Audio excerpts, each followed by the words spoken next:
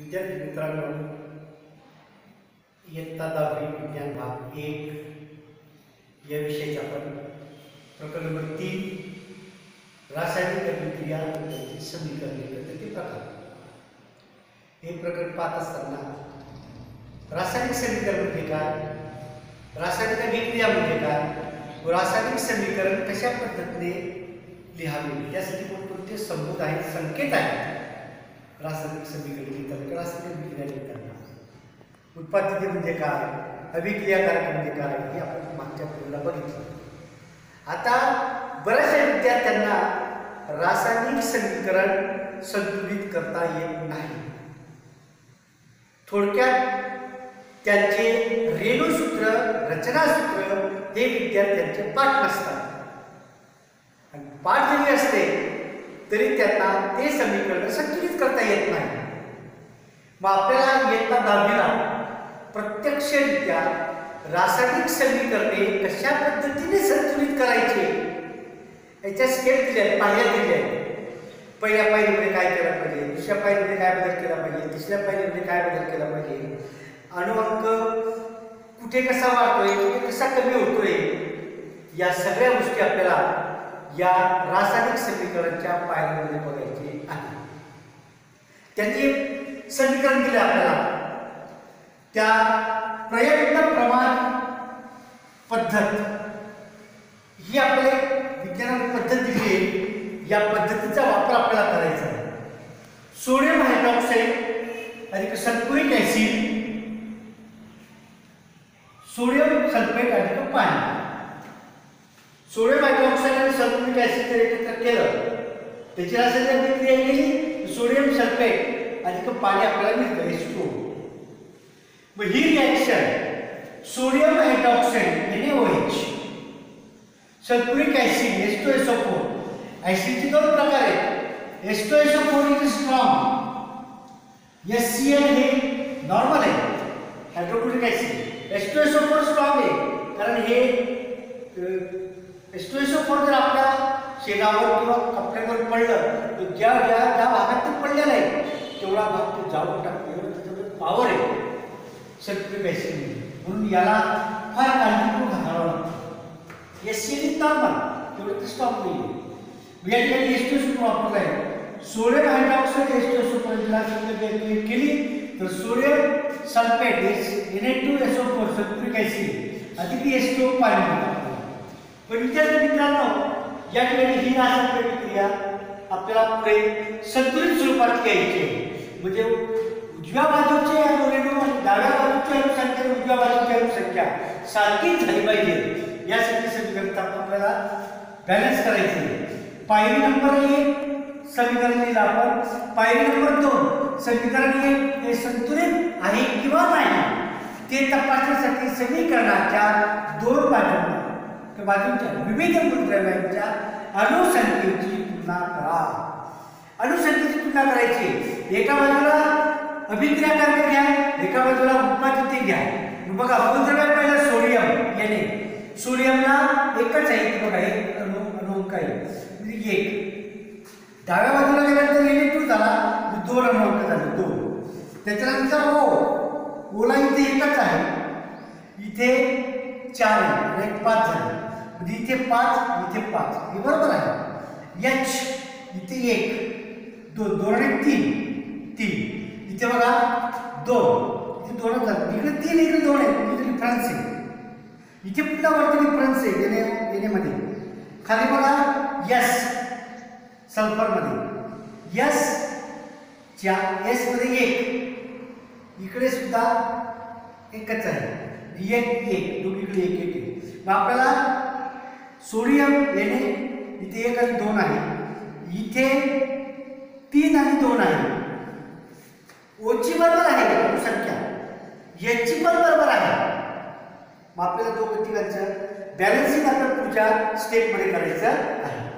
दोन बाजूंना सर्व मूलद्रव्यांची अणुसंख्या समान नाही. दोन्ही बाजूंची मूलद्रव्यांची अणुसंख्या जी आहे ती समान नाही. म्हणजे समजा 5 5 3 3 1 1 या पद्धतीने नाही.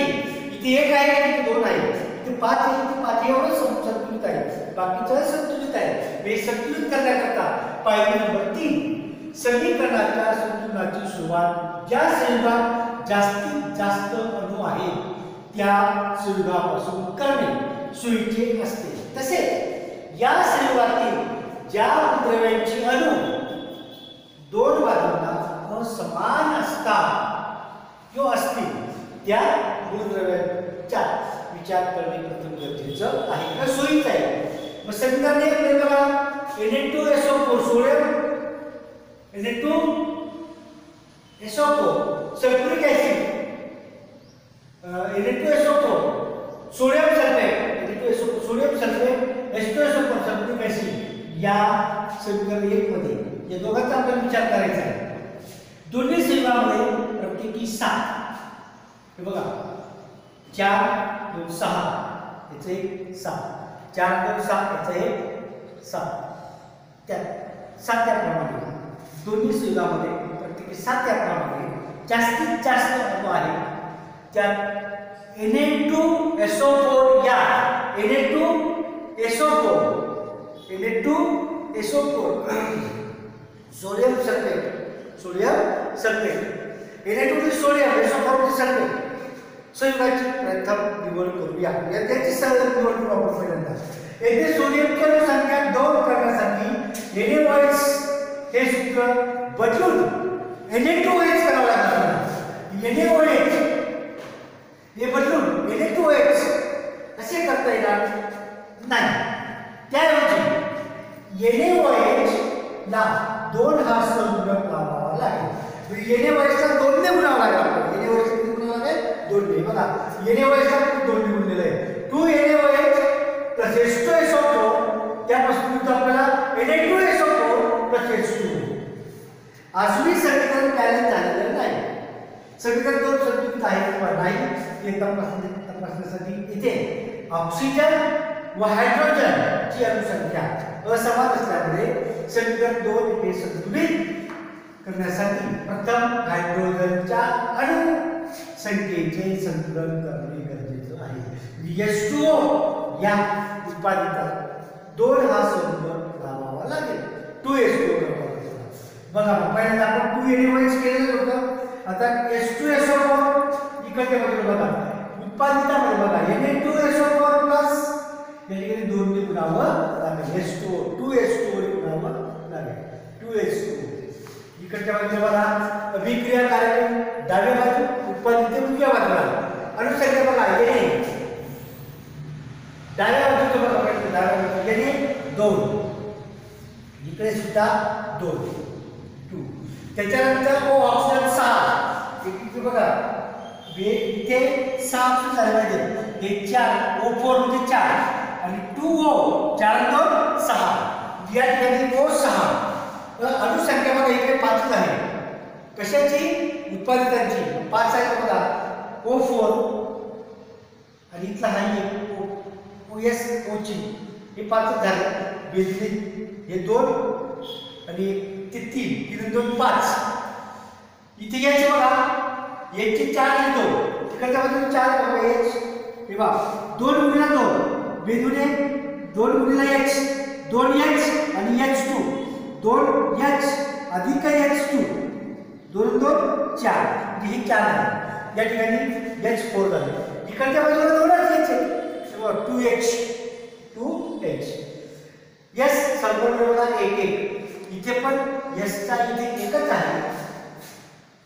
इथे सुद्धा एकच आहे. म्हणजे बॅलन्सिंग आहे 1 1. अंतिम संतुलित समीकरण पुन्हा आपण यावं लागणार आहे 2 NaOH H2SO4 Na2SO4 2H2O बघा या ठिकाणी सुरुवातीला 4 4 इथे 2 हा 2H2 2 इथे हा 4 H 4 4 2 आणि 4 इथे 4 इथे 2 गुणिले 2 4 संतुलित करताना 4 आणि 2 गुणिले 2 सुरुवातीला 4 होता इथे 2च होता. इथे 4 कसं तयार केला आपण 2 गुणिले 2 म्हणजे उत्पादितामध्ये 2 गुणिले 2 केलं तर 4 तयार होतो. तिकडे जाऊन 4 गुणिले आहे तुमचा 2 गुणिले 2 अशा प्रकारे तुमचं 2 NaOH H2SO4 Na2SO4 2H2O हे समीकरण बॅलन्स झालं. अशाच प्रकारे तुम्हाला वेगवेगळ्या प्रकारचे विविध रासायनिक समीकरणे याच पद्धतीने अणू अंक आणि डाव्या बाजूचा अंक उजव्या बाजूचा अंक याची संतुलीकरण करून तुम्हाला समीकरण संतुलनाची प्रॅक्टिस करायची आहे. बाकीच्या भाग आपण उद्याच्या पिढीला घेऊ.